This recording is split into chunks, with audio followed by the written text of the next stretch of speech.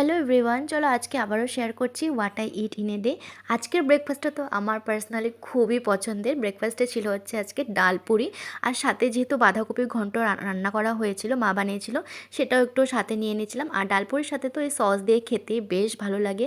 আর মায়ের হাতের এই ডাল পুরির স্বাদ যেন আমি আর কোথাও পাই না। ডিম সিদ্ধটা না আমার বরাবরই হাফ বয়েল খেতেই ভালো লাগে। তো আমি এখানে সিদ্ধ করেছিলাম, তো একটু কম, সময়টা একটু কমই হয়ে গেছিলো, তার জন্য এখানে একটু গলাই ছিল, কিন্তু খেতে আমার এটাও বেশ ভালো লাগে। আর চা না হলে তো হবেই না। তো চলো দুপুরের মেনুটাও শেয়ার করি।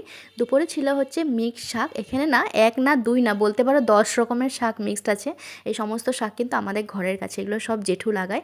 শাকটা খেতেও তো দুর্দান্ত লাগে।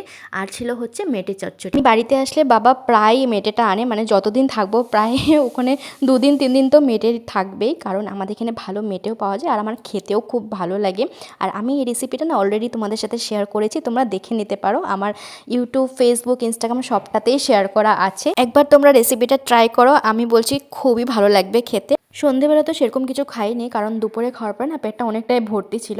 তো চলো একবারে ডিনারে কী কী খেয়েছি সেটাই তোমাদের সাথে শেয়ার করি। ডিনারে ছিল হচ্ছে মুড়ি ঘন্ট, মাছের মাথা দিয়ে এটা করেছিল মা।